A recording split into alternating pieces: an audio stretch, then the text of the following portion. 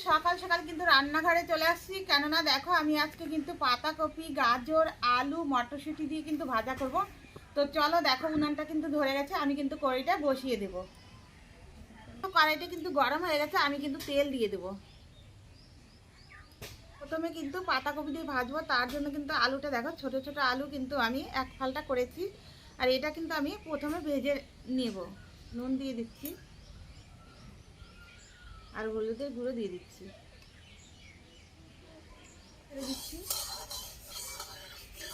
তেলটা গরম হয়ে গেছে, আমি আলুটাকে দিয়ে দেব।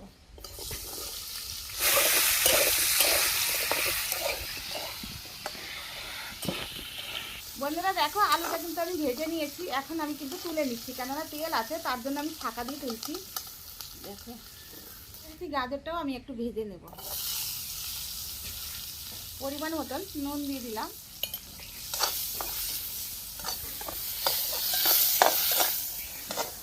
বন্ধুরা দেখো, গাজরটা গেছে, গাজরটাও আমি তুলে নেব। দেখো কি সুন্দর ভেজে নিয়েছি। দেখো মটরশুঁটিটা, এটাও কিন্তু আমি একটু ভেজে নেব। তার জন্য দেখো পরিমাণ মতন কিন্তু আমি নুন দিয়ে দিলাম, আর হলুদ তো দিলাম না, কেননা পরে দিব। মটরশুঁটিটাও কিন্তু আমি ভেজে নিয়েছি, তুলে নেব।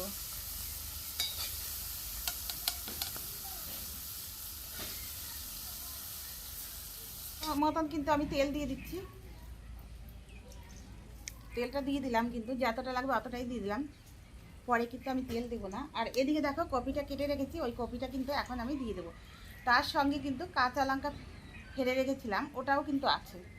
তো দেখো আমি কিন্তু এখন কপিটাকে দিয়ে দিচ্ছি। হলুদের গুঁড়োটা দিয়ে দেবো। ভেজে রেখেছি সেই আলু গাজর দিয়ে দিচ্ছি।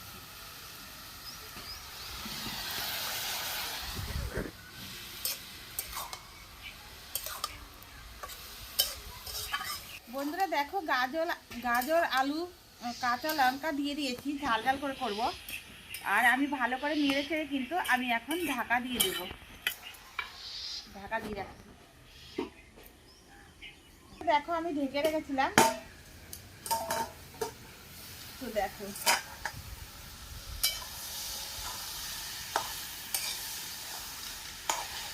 দেখো আলুটাও কিন্তু নরম হয়ে গেছে, গাজরটাও কিন্তু নরম হয়ে গেছে। এখন যে আমি ভেজে রেখেছিলাম মটরশুঁটিটা, ওটা কিন্তু আমি এখন দিয়ে দিচ্ছি। এই দেখো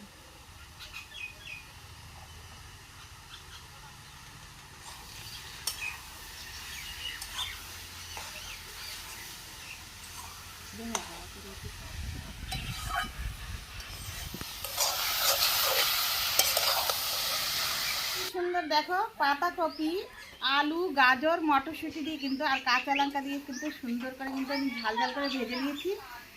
এবার দেখো আমার কাছে কিন্তু এটা কিন্তু দারুণ লাগে, ভাতের সাথে, রুটির সাথে, মুড়ির সাথেও খাওয়া যাবে।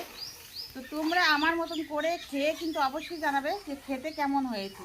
তো চলো আমি কিন্তু এখন নামিয়ে নেব।